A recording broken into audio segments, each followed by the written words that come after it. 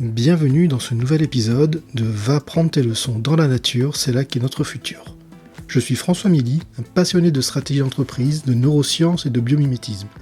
Après près de 2 décennies à explorer des intersections entre la nature, la science et le management, j'ai fondé Carbone Conseil pour aider les organisations à naviguer dans la complexité croissante de notre monde en s'inspirant des solutions infinies que la nature a à nous offrir. Mon parcours est marqué par une quête incessante de l'innovation et de l'amélioration continue, que j'aborde avec une profonde empathie et un enthousiasme débordant. À travers ce podcast, je souhaite partager cette passion avec vous en explorant comment les principes naturels peuvent transformer notre manière de travailler, de vivre et d'aborder les défis futurs. Aujourd'hui, nous allons nous plonger dans un échange authentique et inspirant avec notre invité. Ensemble, nous allons explorer des idées nouvelles, des visions pour l'avenir et bien sûr, les leçons inestimables que la nature a à nous offrir. Restez à l'écoute pour découvrir comment la fluidité, l'harmonie et l'adaptabilité des écosystèmes peuvent éclairer notre chemin dans ce monde en perpétuel changement.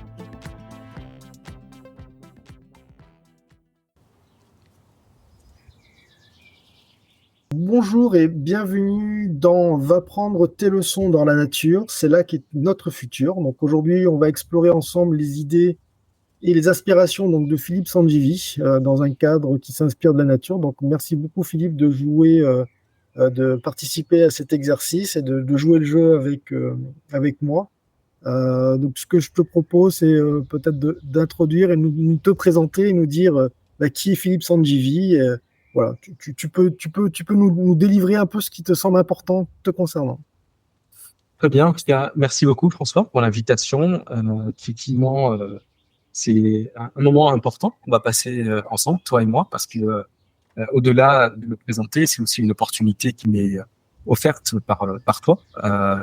L'idéal, c'est de comprendre un petit peu les réactions, les comportements issus du monde de la nature. En ce qui me concerne, je suis chef d'entreprise. Je suis fondateur du cabinet Finopia, un cabinet spécialiste en stratégie d'entreprise, finance et en logistique. On se fait bientôt 3 ans qu'on existe, donc avec plutôt une belle réussite, j'ai envie de te dire. Alors au-delà de la réussite, je dirais chiffre, c'est plutôt une réussite sur les relations humaines, les relations sociales, euh, ce qui a une importance capitale dans mon mode de fonctionnement. Donc, et d'ailleurs, c'est ce qui est demandé dans notre métier, qui est d'avoir cette proximité avec les dirigeants d'entreprise et un certain nombre de collaborateurs qu'on accompagne sur le terrain. Donc voilà, donc je viens d'un grand groupe, donc j'ai fait plus de 20 ans dans la plus grande entreprise spécialiste en transport et logistique, un groupe allemand. Donc je suis maintenant installé à La Réunion depuis 2017. Donc je suis marié, j'ai 3 enfants, et puis j'ai été DAF pendant plusieurs années pour ce grand groupe. J'ai même occupé d'autres fonctions dans la direction financière. Et puis à un moment donné, il est venu l'idée de passer de MBA et puis de créer ma structure. Donc voilà, depuis, je vis une superbe aventure d'entrepreneur. Alors, pour les gens qui nous écoutent, effectivement, Philippe et moi, c'est un peu biaisé, mais on se connaît, donc on est même amis sur- en off. Donc c'est vrai que je suis très content de pouvoir le faire avec toi, Philippe, parce qu'effectivement, on a eu à collaborer et on collabore encore ensemble sur des projets. Et je trouve en fait que naturellement, sans que tu le dises, en fait, tu es quelqu'un déjà d'inspirant. Et dans l'exercice qu'on fait aujourd'hui, c'est de pouvoir s'inspirer, alors soit de personnes, soit de la nature. Mais du coup, je suis donc très impatient de pouvoir continuer cet échange avec toi. Donc, si ça te va, on va pouvoir entrer dans le vif du sujet. L'idée pour moi, là, c'est de comprendre, en tout cas faire comprendre aux personnes qui te connaissent pas un peu ton approche systémique, en gros, le système dans lequel tu évolues. Et pour ça, donc, moi, ce que je regarde, en tout cas dans la nature, c'est pour faire une comparaison, c'est que la nature, elle a cette capacité incroyable de s'organiser de façon, on va dire, plutôt fluide et harmonieuse. Donc, toi, aujourd'hui, comment tu as pu organiser ton travail pour que tout fonctionne, on va dire, de manière efficace? Je pense que la première règle pour que ça fonctionne comme nous on veut, souvent on dit ça. Alors être efficace, tout le monde peut avoir sa propre définition de l'efficacité et de l'efficience. Pour moi, être efficace ou être efficient, c'est déjà bien se connaître. C'est être capable de, je dirais, de poser une certaine limite de ce qu'on aime, de ce qu'on n'aime pas, de ce qu'on est capable de faire, ce qu'on n'est pas capable de faire. Qu'est-ce qu'on est capable d'absorber, ce qu'on n'est pas capable d'absorber. Quelque part un peu la limite de l'acceptable, du non acceptable, j'ai envie de dire. Et ça, c'est malheureusement ou heureusement, c'est toute une vie, on va dire, de découverte de soi, de recherche sur soi. Et c'est là que je m'inspire beaucoup de mon environnement et je ne laisse rien au hasard. Ça peut être les rencontres que j'ai pu faire, que je continue à faire dans ma vie, des personnes de passage, des personnes qui vont rester un peu plus longtemps. Ça peut être à travers mon sport, ça peut être à travers mes relations aussi avec mes enfants, ma femme, mes amis. Mais en tout cas, voilà, j'utilise mon environnement pour essayer toujours de comprendre un petit peu plus sur moi. Et pour moi, je considère que mon environnement, c'est mon premier réflexe je dirais, de mon baromètre quelque part sur moi-même. Okay. Et pour que ce soit un peu plus concret pour les personnes, est-ce que tu as une méthode ou une routine que tu pratiques ou que tu utilises qui te permet de maintenir cet équilibre? Parce qu'il y a quand même un effort de discipline dans ce que tu dis qui est quand même, faut pas en rediscuter, mais pour pouvoir tout le temps être fluide et en tout cas être efficace, il y a quand même une discipline à avoir tous les jours. Donc forcément, peut-être des routines ou des méthodes que tu aurais, toi. Ouais, c'est une bonne question. Et souvent, tu vois, François, souvent, on lit, voilà, on écoute des, euh, des habitudes de grands patrons. Tu sais, ça va être Bernard Arnault d'un côté, ou Elon Musk, etc. Jeff Bezos. Quelque part, on les écoute ou alors on lit un peu leur biographie parce que leur réussite appelle un peu appelle notre curiosité pour essayer de comprendre, ouais, mais comment ils ont fait, et j'ai envie de quelque part m'inspirer. Je pense que c'est la première erreur de vouloir s'inspirer de la vie d'un autre. Euh, pour être assez transparent, oui, faut être curieux. On va essayer de comprendre qu'est-ce qui a fait la réussite de ces grands personnages, parce que ça reste quand même des grands personnages. Mais en réalité, si leur point commun, ils ont instauré dans leur vie des rituels. Et ça peut être ceux qui ont réussi ou moins réussi, parce que c'est souvent les vainqueurs qui écrivent l'histoire, et c'est le cas des grands patrons aussi, mais c'est de mettre en place des rituels. La première chose à mettre en place, c'est de ritualiser sa vie. Ça peut être par se lever tous les matins à 5 heures du matin, aller faire du sport, aller acheter sa baguette et faire des tartines pour ses enfants. Peu importe les rituels, mais en tout cas, on va dire des habitudes qui vont te mettre en fait dans le mood du travail, dans le mood du dépassement de soi. Ça, c'est vraiment on va dire un premier rituel, je dirais un peu matinal. Donc, il faut des rituels matinaux, mais il faut aussi des rituels en fin de soirée, en fin de journée. C'est-à-dire comment on démarre et comment on termine. Et je viens de te donner un peu mon rituel du matin, qui est toujours me lever tôt. J'aime bien tout le matin aller à la boulangerie, acheter ma petite baguette de pain. Et le soir, j'adore passer du temps dans la méditation. C'est le moment où je m'assois, j'écoute un peu, je m'écoute sur ma journée que j'ai passée. Qu'est-ce que j'ai bien fait? Qu'est-ce que j'ai moins bien fait? Et qu'est-ce que je peux corriger pour demain? Donc voilà, c'est la mise en place du rituel. D'accord. Donc la journée, tu vis l'expérience et puis tu fais un petit bilan de fin de journée, puis on est reparti le lendemain pour une nouvelle aventure. Ouais, c'est exactement ça. C'est exactement ça, ouais. Alors, on retrouve bien ton côté aventureux. Merci Philippe pour ces petits tips. Passons maintenant sur la preuve. Donc, on a vu un peu ton système, le fonctionnement de ton système. Ce qui est intéressant quand on est dans un système, c'est forcément dans un système, il y a des individus ou des petits systèmes dans lesquels il y a une interaction, donc la relation. Dans la nature, on a donc du coup les relations entre les espèces, elles sont essentielles pour l'équilibre des écosystèmes. Toi aujourd'hui, comment tu gères tes relations professionnelles pour créer un environnement de travail harmonieux? Qu'est-ce que tu qu'est-ce que alors, tu peux nous expliquer comment tu conçois les choses ou aussi nous parler d'une expérience que tu as vécue qui pourrait nous donner un peu la métaphore de ce que tu veux faire passer comme message. Ouais, en fait, si on regarde bien, si on revient un peu sur le fond de cette interview, c'est quand même, je dirais, trouver des expériences inspirantes de la nature qui nous façonnent, dans la vie professionnelle, dans la vie de tous les jours. Si on prend un peu le domaine animalier, notamment les abeilles, on se dit mais il y a rien de plus injuste que les abeilles qui bossent finalement pour une reine. Et en fait, cette reine, elle vit pas longtemps non plus. Mais par contre, il y a cette volonté on va dire, de respecter cette hiérarchie au niveau de la ruche avec une forme de segmentation des rôles et des responsabilités qui est pour le but commun, qui est finalement d'avoir une ruche saine, aller chercher du miel. Tout le monde a une fonction bien précise et tout le monde accepte cette forme de hiérarchie. Mais c'est pas une hiérarchie qu'on peut concevoir dans le monde professionnel ou dans le monde des humains tout de suite. On va parler des choses, notamment des inégalités, etc. Donc, c'est plutôt une forme de cohérence, de cohésion plutôt intéressante dans le monde des abeilles. Moi, je m'inspire beaucoup des abeilles parce que, en tant que leader, en fait, c'est important d'emmener un environnement sain, transparent et surtout de mettre au centre l'objectif commun. C'est tout le monde œuvre pour la même chose. Il va y avoir des degrés de responsabilité, des degrés de décision, de choix, ce qui est tout à fait normal. Dans toute société, c'est pareil. Mais par contre, l'objectif commun qui est de œuvrer pour quelque chose auquel tout le monde arrive à s'identifier, ça, c'est la règle clé. Et ça, c'est hyper important.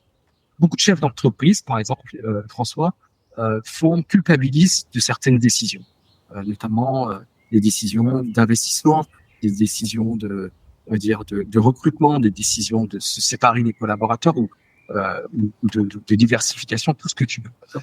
Parce que le côté émotionnel prend le dessus sur la raison, si tu veux. Et c'est là que l'équilibre des deux est hyper important dans ces choix décisionnels et quelque part, l'objectif commun vient mettre d'accord un peu tout le monde, tu vois. C'est ce que j'allais te dire dans ton début d'explication. Tu parlais d'injustice qui est purement en fait un problème humain, l'injustice.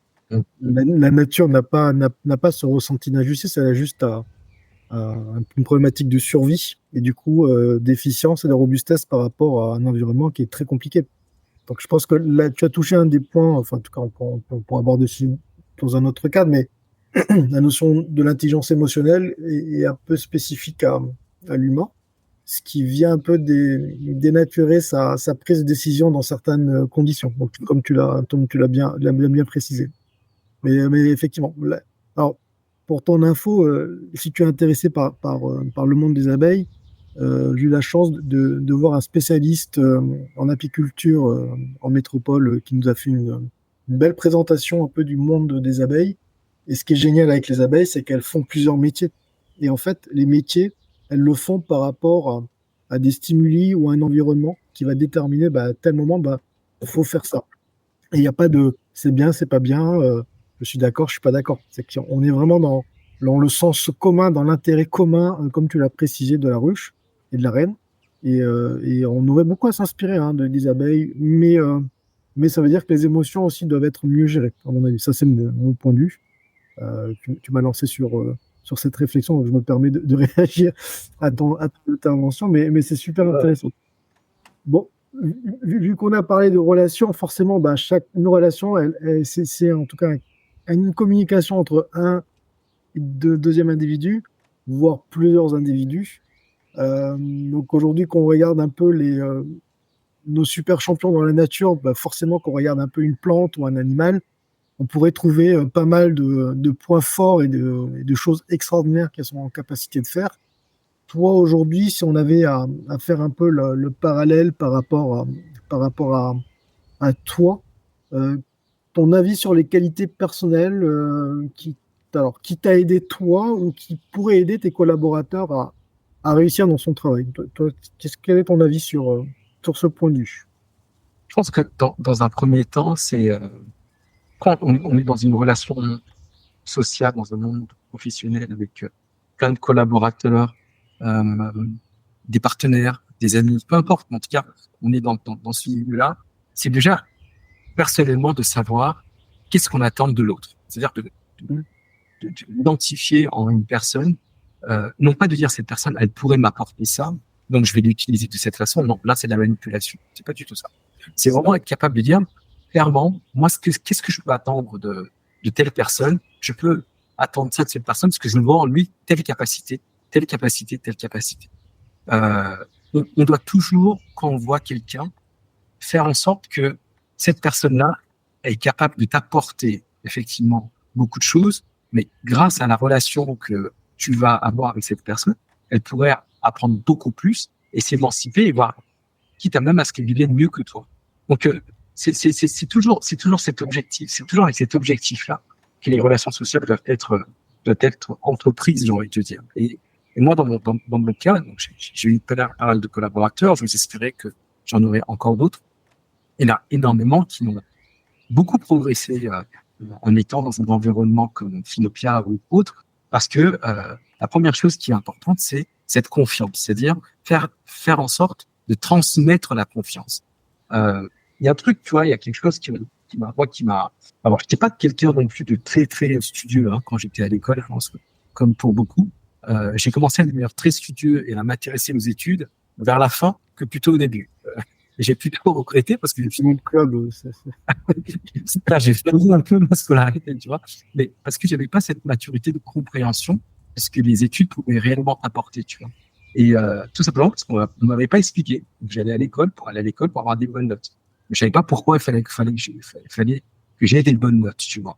Mais sauf qu'aujourd'hui, moi, quand je recrute quelqu'un dans ma boîte, euh, je prends le temps de lui expliquer qu'est-ce que je veux pour lui et qu'est-ce qu'on va faire pour qu'il y soit dans 5 ans, 3 ans, 4 ans. Même si, entre-temps, son aventure est amenée à s'arrêter, mais au moins, le fait de lui dire qu'est-ce que j'attends de lui et comment je vais faire pour l'accompagner me permet d'être dans un discours de vérité avec ce collaborateur ou avec un partenaire, etc.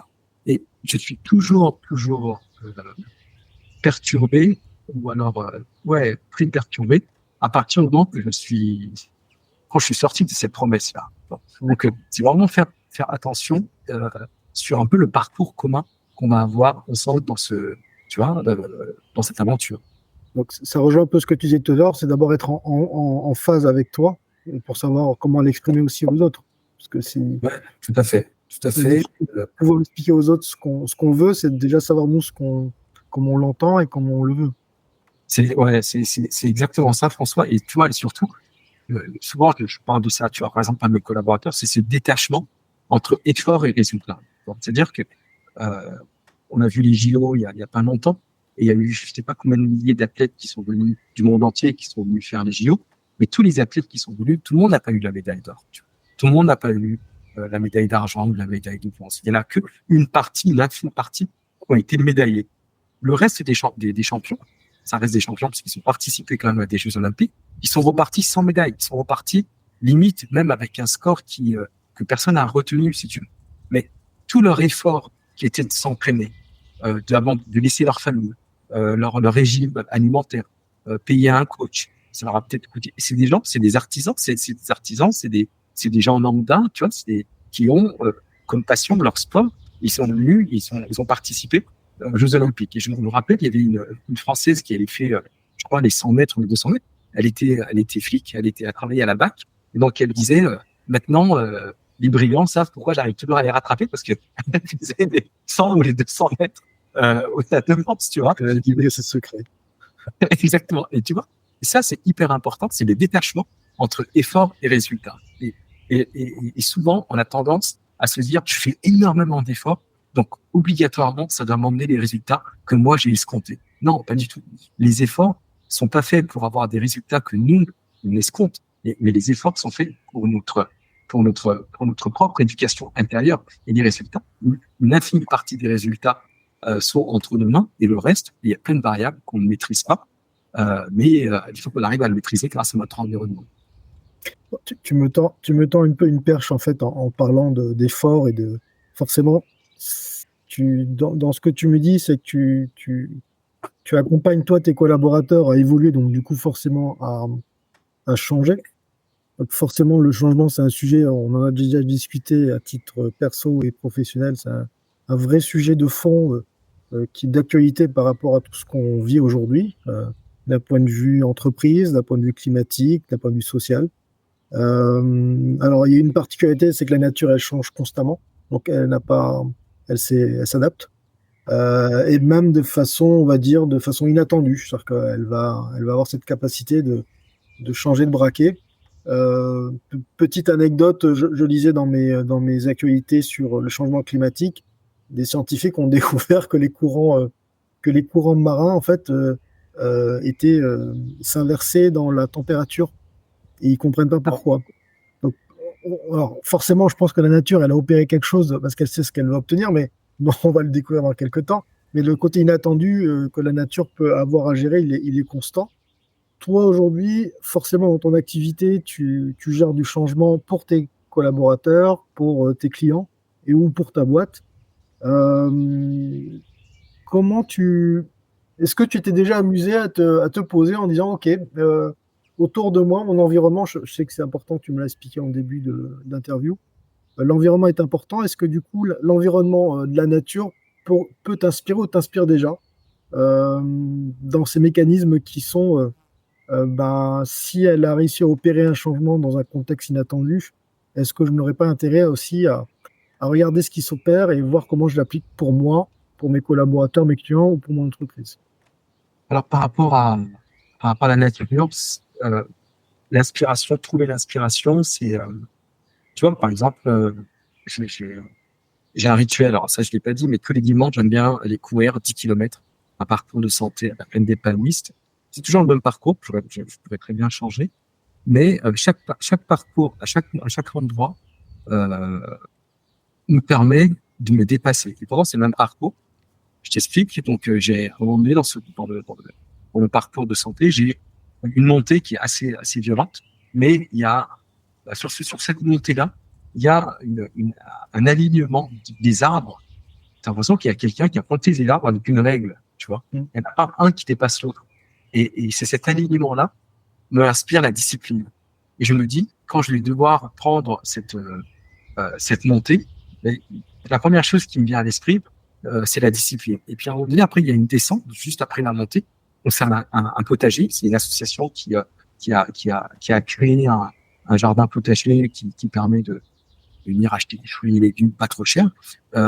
Et ça, le fait de voir ce potager-là, en plus qui est associatif et que tout le monde peut venir planter ce que tu veux, m'inspire et me dit, ben ouais, ça représente bien le soulagement, tu vois. Donc, et c'est là que souvent, après une semaine difficile, au-delà de se dire, au-delà de noter disons, les 1 heure et demie, les 10 kilomètres, 15 kilomètres que je peux faire, c'est ce parcours-là. À chaque fois, il m'inspire. Il m'inspire et il me permet de me ressourcer.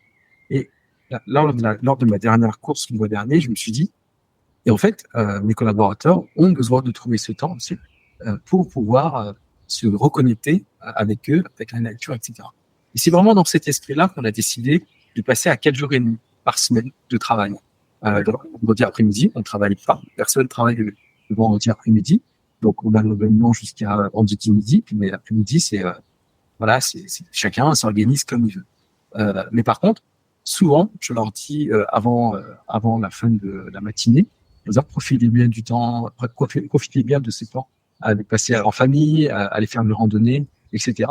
Pour que justement la nature puisse être aussi un élément d'inspiration pour leur démarrage de la nouvelle semaine, notamment lundi. Donc, un vrai exemple, tu vois, qui m'a permis en fait de mettre en place quelque chose de concret au-delà de tout ce qui est un peu du greenwashing, RSE, etc. De se dire vraiment, non, pour être performant, il est important en fait de donner suffisamment de temps aux collaborateurs pour qu'ils puissent aussi se retrouver avec la nature, etc. C'est génial parce que du coup, tu t'inspires ton expérience pour essayer de la transmettre aussi aux collaborateurs qui n'ont peut-être pas cette seniorité dans la gestion du quotidien.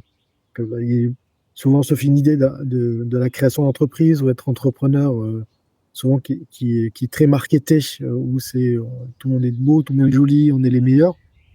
Ça représente qu'une infime partie de gens qui arrivent à avoir on va dire, ce don d'entrepreneuriat. Pour la plupart, je me mets dedans, c'est de l'entraînement tous les jours. Et on espère pouvoir à un moment donné avoir une petite fenêtre qui s'ouvre, mais du coup, on cherche des solutions au quotidien pour se libérer un tout petit peu du stress.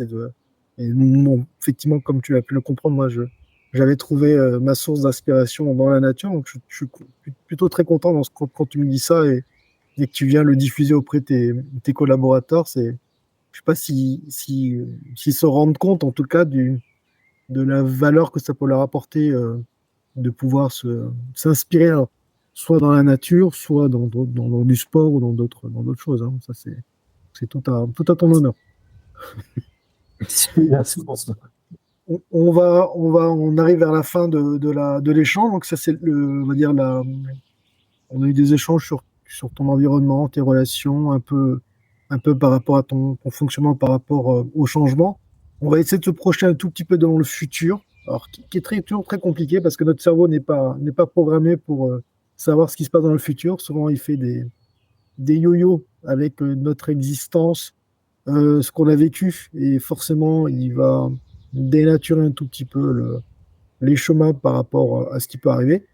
Euh, je sais qu'il y a beaucoup de gens qui se posent, alors, j'en fais partie, j'ai ce rituel quand je réfléchis stratégie, je vais m'imprégner en immersion en nature. Pour la simple et bonne raison, c'est que ça me permet, moi, de poser un tout petit peu on va dire, l'alchimie du stress pour pouvoir me concentrer et surtout pouvoir prendre des décisions. Alors qu'elles soient bonnes ou pas, c'est pas le propos. Est-ce que toi, aujourd'hui, c'est un exercice que alors, tu le fais via le sport, mais quand j'ai construit, moi, l'interview, c'est parti aussi de cette question-là, c'est pousser la personne avec qui je discute à se projeter un peu dans est-ce que je peux m'inspirer ou pas dans le futur de la nature? Est-ce que cette question, elle fait sens pour toi aujourd'hui? Est-ce que tu arrives à te dire, tiens, je peux trouver des réponses dans ma vision du futur en regardant un peu la nature ou le fonctionnement de la nature? Ouais, bien sûr. En fait, c'est fou parce que là, j'ai écouté il y a pas si longtemps que ça, une conférence sur l'optimisme pris et l'impuissance inductive. Et en fait, j'explique rapidement. Donc, la puissance inductive, c'est tous les êtres humains. On a dans notre fort intérieur une petite voix qui nous dit non, mais tu vas pas réussir, ça va être compliqué. Non, mais laisse tomber, t'as déjà échoué. Pourquoi tu passes autant de temps de toute façon, t'as raté déjà la dernière fois. Ça sert à rien de recommencer. Là, t'es en train de faire de mauvais choix. Et de l'autre côté, il y a l'optimisme pris qui est de entraîner son cerveau vers du positif, être capable de lui dire non, mais tu vas y arriver parce que voilà, non, mais tu fais bien les choses, et même si tu n'y arrives pas, c'est pas grave. Donc, c'est-à-dire, c'est cette capacité, à un moment donné, à contrebalancer l'impuissance inductive avec de l'optimisme pur. Okay. Mais en réalité, si tu regardes bien ce que je viens de te dire, la nature, elle est vraiment bien faite parce que quand tu regardes un arbre en hiver, tu lui dis, mais cet arbre, il est mort, il n'a pas de feuilles, tu vois, il y a rien, il y a rien de vert, tout est marron. Et par contre, le même arbre, tu le vois pendant le printemps, en la période du printemps, bah, tu vois, il est fleuri, il est joli, etc. Donc, c'est-à-dire que le cycle de vie de la nature, elle est ainsi faite. Donc, bon, effectivement, on a tellement voulu prendre le contrôle de notre propre vie que par moment, on a du mal à accepter que même nous, on a un cycle. Et ce cycle-là, ben, on l'accepte pas parce que on est devenu, on croit avoir les règnes un peu de notre vie, avoir le contrôle sur tout ce qu'on fait, alors que en réalité, c'est l'être humain a son cycle. Donc du coup, euh, c'est pour ça que j'ai commencé une interview de cette façon, c'est-à-dire apprendre à se connaître. Et apprendre à se connaître, c'est pas ce que j'aime manger, ce que j'aime pas manger, ou est-ce que j'aime aller en vacances. Non, se connaître, c'est surtout connaître son propre cycle. C'est être capable de se dire, c'est à quel moment et quelle situation va me rendre triste, va me rendre impuissant, va me rendre fragile, et quelle situation va me rendre fort. Et année après année, mois après mois, semaine après semaine, jour après jour, heure après heure, donc j'ai exprès d'aller dans l'autre sens, c'est de se dire comment j'arrive à contrebalancer et je cherche à devenir de plus en plus fort. Et c'est là que les choix stratégiques s'offrent à nous. Avec qui je marche, avec qui je parle, avec qui j'échange et avec qui je construis. Donc, au départ, je parlais de l'environnement qui est de s'en inspirer grâce aux relations sociales, mais au fur et à mesure qu'on devient fin, qu'on devient subtil sur soi-même, bah, on devient de plus en plus sélectif aussi, parce que on sait vers quoi on veut aller, non pas parce que on fuit certaines situations, mais plutôt parce qu'on veut capitaliser sur notre cycle de vie, sur notre propre cycle interne. Et ça, c'est hyper important. C'est intéressant. Et c'est pour ça qu'il faut, par exemple, je prends mon cas, il y a 20 ans, je pensais pas comme je pense aujourd'hui à 43 ans. Donc, aujourd'hui, mes 43 ans me poussent à penser de cette façon-là. Et surtout de savoir concrètement ce qui me rend réellement heureux et ce qui me rend pas heureux. Et il faut vraiment œuvrer là-dessus. Il faut vraiment. Bon, j'espère que les gens t'inspirera des certaines personnes qui, des fois, sont sur des tapis roulants, malheureusement, et qui ont du mal à avancer. Et avec toute la bonne intention du monde, ils sont pétris de peur et d'angoisse. Mais je pense, comme tu l'as précisé, parce que peut-être une méconnaissance de leur fonctionnement interne, ce qui leur envoie aussi une image peut-être des fois un peu stressante. Ok, ben merci beaucoup Philippe pour ce point de vue. C'est ça que j'aime bien en fait dans cette question-là, c'est que je n'ai aucune certitude sur la réponse qui va être apportée et c'est ça qui est intéressant. Tu vois, comme toi. C'est ça qui me permet aussi d'apprendre aussi des personnes avec qui j'échange. Écoute, on termine cette interview. Je voulais te remercier. Tu es le premier à avoir accepté à faire l'interview, donc je te remercie pour cette première interview. Après, moi je te connais, donc effectivement, on pourrait continuer à parler des heures comme ça. C'est toujours intéressant de discuter. On a des discussions des fois enflammées, donc ça c'est l'intérêt qu'on peut porter, mais je pense que l'amitié aide beaucoup dans ça. Si tu pouvais laisser un cadeau à nos auditeurs, un cadeau, soit sur une citation, un livre ou un film ou quelque chose que tu as envie de donner pour que les gens puissent consommer comme un bonbon ou quelque chose qui leur permet de se dire ça va m'aider pour la suite. Tu pourrais donner quoi en fait en cadeau pour terminer cette interview à nos auditeurs? Je pense que le meilleur cadeau, je dirais, alors souvent ceux qui me connaissent vont dire non mais ils rabâchent tout le temps la même chose. C'est de s'instaurer une discipline en fait. Malheureusement avec le temps, l'effort et la discipline s'estompent aussi. On se l'impose de moins en moins parce qu'on veut que les choses soient faciles et rapides. Et on veut capitaliser sur quelque chose. On veut capitaliser la réussite ou le bonheur très rapidement, limite sans effort. Mais en réalité, c'est vraiment à s'instaurer cette discipline-là. C'est hyper important je dirais, de s'inspirer de tout ce qui attire la discipline. Et ça peut être à travers des films. Donc, je pense à Invictus, le film Invictus, ou Million de Dollar Baby. Encore hier, je parlais de ça à mes enfants. Les chemins de la dignité sur le premier scaphandre viennois. Ça peut être des livres aussi. Donc, ça peut être des biographies de grands personnages, notamment Nelson Mandela ou Gandhi, peu importe. Mais en tout cas, ces personnes-là ont marqué l'histoire, leur propre histoire, déjà, pour commencer, avant de marquer l'histoire de l'humanité, parce que eux-mêmes s'étaient instauré une discipline de faire. Et cette discipline, elle n'était pas orientée sur le soi, mais sur les autres. C'était souvent, OK, qu'est-ce que je peux apporter à l'autre? Mais pour que je puisse apporter à l'autre, il faut déjà que je passe par moi, il faut que je me discipline, il faut que j'instaure une forme de voilà, tout ce qu'on s'est dit tout à l'heure, du rituel. Donc, c'est vraiment le cadeau que je vais faire. Alors, c'est peut-être pas un beau cadeau, mais on regarde autour de nous, on revient sur la thématique de l'interview qui est s'inspirer du vivant. La nature a une discipline au quotidien et moi j'aime bien le cycle des saisons qui est quand même assez impressionnant et c'est une discipline, enfin qu'on regarde d'un point de vue logistique ça te parlera. La logistique qui est mise en œuvre pour pouvoir passer d'une saison à une autre. Aujourd'hui, c'est un peu le rêve fou qu'on a, nous, qu'on crée, on veut orienter les entreprises, c'est d'avoir cet automatisme naturel, mais en fait, quand on gratte un peu, tout est ultra discipliné dans l'approche. Donc, non, moi, ça me parle. Et puis, écoute, non, c'est ton cadeau. Donc, moi, j'y en prête. Et puis, ceux qui en veulent, le prendront. Ceux qui en veulent pas, écoute, c'est pas grave. Il y en aura d'autres qui viendront dans d'autres interviews. Donc, ils seront patients.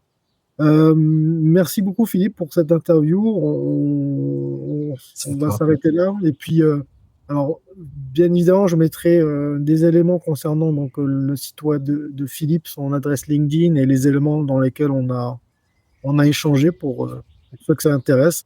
Puis, n'hésitez pas du coup à rentrer en contact directement avec Philippe d'abord, la personne. Et puis, si vous avez des besoins d'entreprise, bah, ça, je vous laisserai voir directement avec le jeune homme sur vos besoins. En tout cas, c'était vraiment très agréable, Philippe. Je voulais te remercier. Merci Et à puis, toi. on aura l'occasion de continuer nos échanges dans d'autres contextes. Et puis je vous souhaite plein de bonnes choses. Et puis, du coup, prochain épisode, surprise d'un nouveau chef d'entreprise qui viendra parler de sa bio-inspiration. Merci beaucoup. Puis, Merci. à bientôt.